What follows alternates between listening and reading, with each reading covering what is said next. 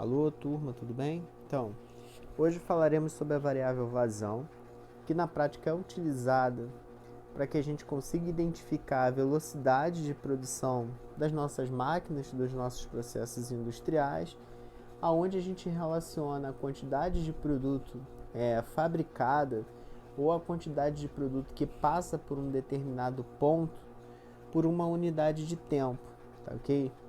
E aí, quando a gente fala de volume dentro da indústria, a gente está falando de unidades como litro, como metro cúbico, como galão. E quando a gente faz as referências por tempo, a gente está falando de unidades como hora, minutos, segundos, dias, que são unidades de tempo, tá ok? Então, vou dar um exemplo aqui para a gente entender um pouquinho melhor do que seria a vazão. Imagine que eu falo para você o seguinte, que uma máquina tem a vazão de produzir 10 metros cúbicos por minuto de determinado produto.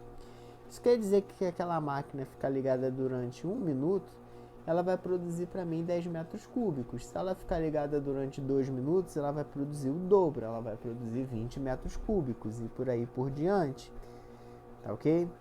Então, na fórmula clássica, o que seria a vazão? Seria o volume dividido pelo tempo. Tá ok? As unidades de volume, tem a gente fazendo um comparativo, 1 metro cúbico equivale a 1000 litros. Então, normalmente na indústria, como nós trabalhamos com quantidades enormes, a unidade mais popular é realmente o metro cúbico, tá ok?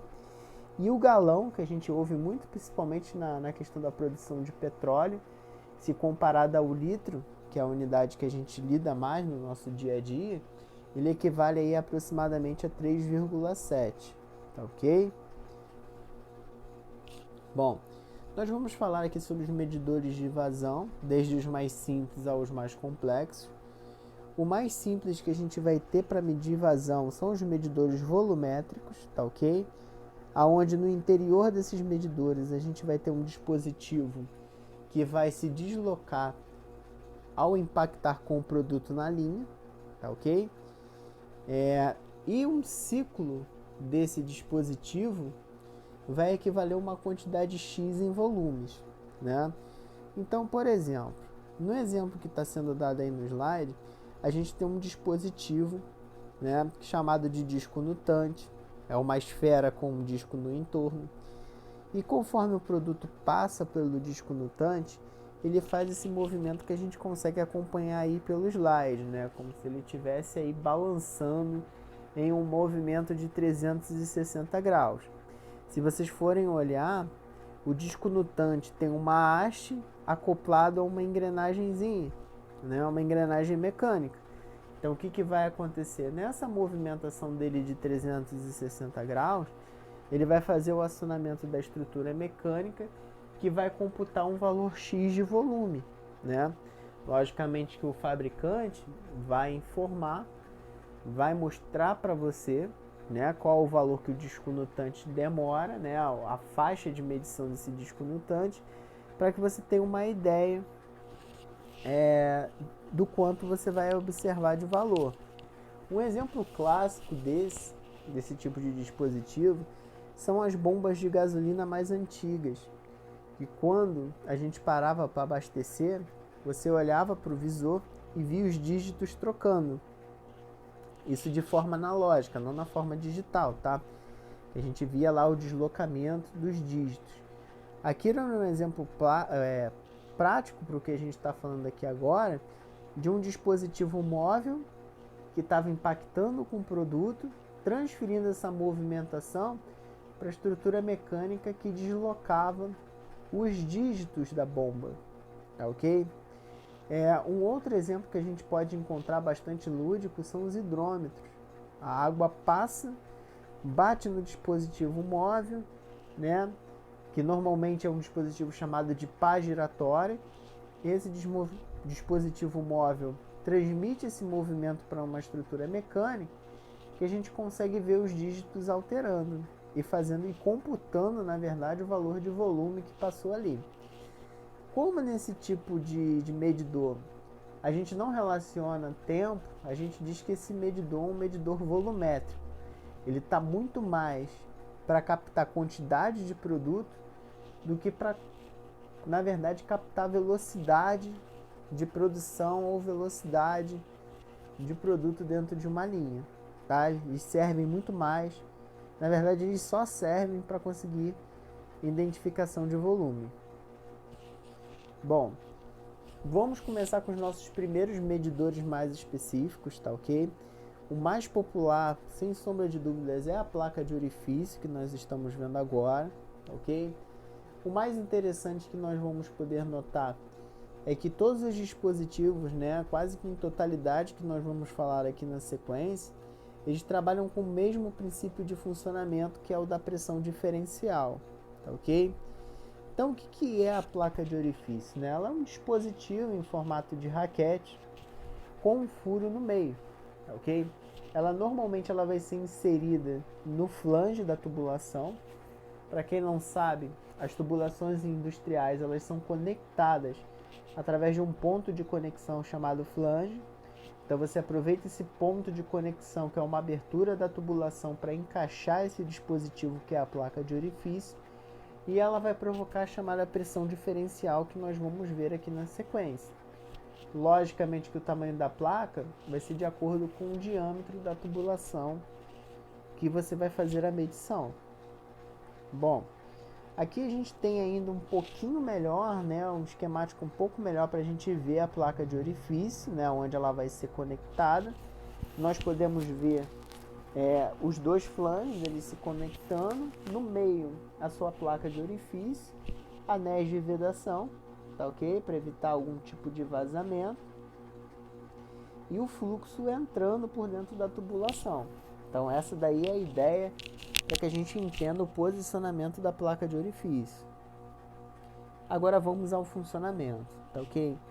Lá no início, nas nossas primeiras aulas, quando nós falamos sobre pressão, eu tinha comentado com vocês que num primeiro momento eu iria definir pressão diferencial, mas vocês não entenderiam por que a gente usa pressão diferencial. A gente chegou no momento exato dentro do nosso curso que a gente vai ver que a pressão diferencial ela vai ser super importante para a gente conseguir fazer a medição de vazão, tá ok? E aí o que vai acontecer? Vamos começar olhando, né, a primeira figura da esquerda.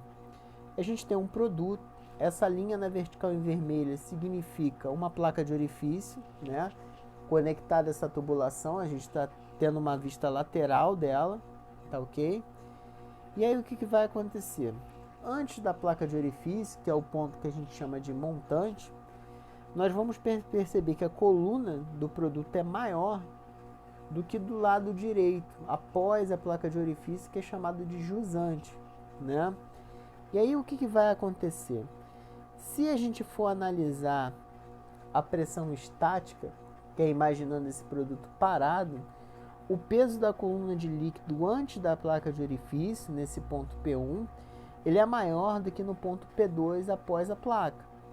Porém, se eu estiver analisando por pressão dinâmica, que é o deslocamento do líquido, nós vamos perceber que aumenta depois da placa de orifício, né?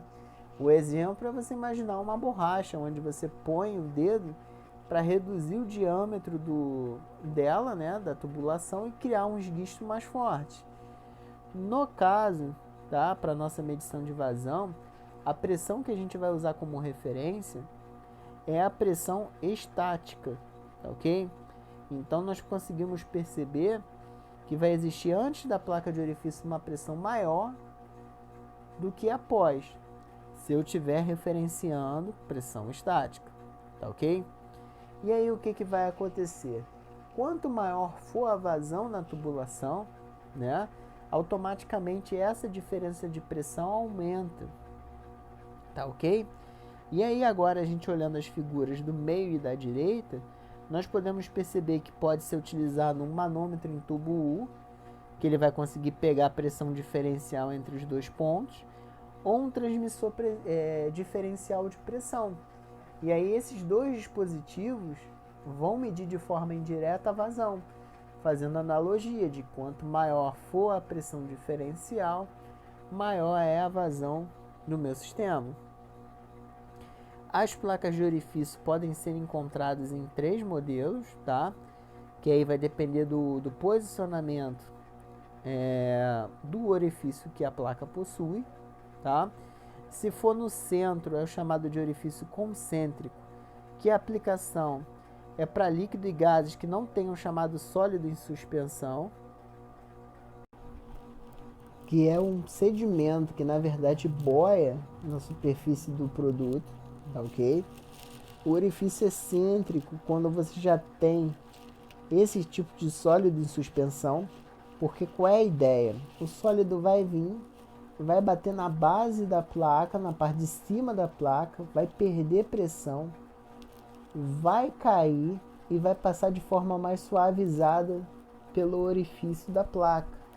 Isso garante que, como ele passa de forma mais suavizada por esse orifício, quando ele bater na lateral, na periferia do orifício, ele não vai gerar uma corrosão, tá ok? E o grande problema do sólido em suspensão é ele vir em velocidade e se chocar com a lateral da placa, corroer a lateral da placa, tá ok? Agora, se realmente você tiver uma quantidade enorme de sólidos em suspensão, você vai utilizar o último modelo, que é o orifício segmental, tá ok? Desenhos de como a gente vai encontrar a placa de orifício na prática, tá ok? E aí, logicamente, que o tamanho vai depender do diâmetro da tubulação. As vantagens praticamente são quase todas. É uma instalação fácil, porque eu já aproveito o flange da tubulação. Econômica, porque a estrutura é muito simples, assim como a construção, né? A manutenção e a troca basicamente é o seguinte: de tempos em tempos, dependendo do processo industrial, o técnico vai lá, remove e bota outra nova no lugar. Não existe reparo, mas o dispositivo é barato, então se torna usual essa manutenção de remoção, né, e substituição de placa de orifício. A desvantagem é a chamada alta perda de carga. E o que seria perda de carga? Quando a gente fala o termo perda de carga dentro da instrumentação, nós estamos falando diminuição da vazão, tá? Lógico, você criou uma obstrução na tubulação com a placa de orifício. Isso vai gerar ali um conflito, alguns vórtices, né? Seriam turbulências, que vão fazer com que a vazão da tubulação seja reduzida.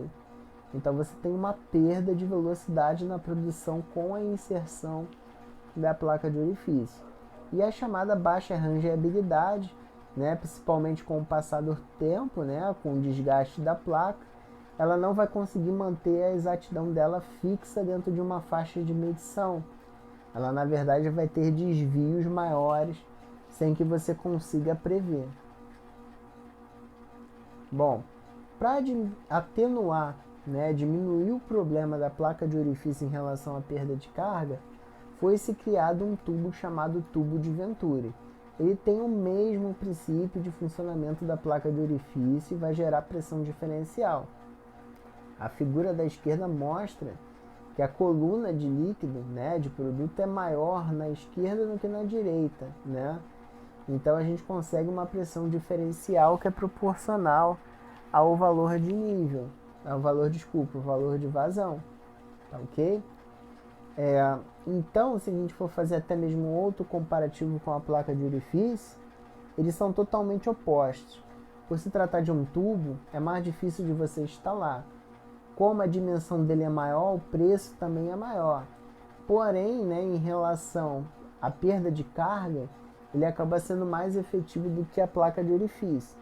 E aí, na hora de escolher entre a placa de orifício e o tubo de Venturi, você automaticamente vai ter que ver qual é a melhor relação custo-benefício.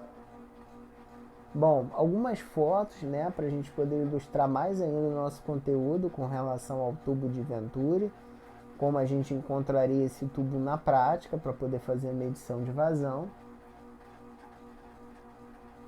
Lembrando, né, voltando aqui um pouco, que se nós formos ver, o produto ele vai ser naturalmente afunilado, ele não vai, na verdade, ter um impacto sobre a base do medidor como ocorre na placa de orifício. Vocês podem perceber que O produto vem de forma simples, né?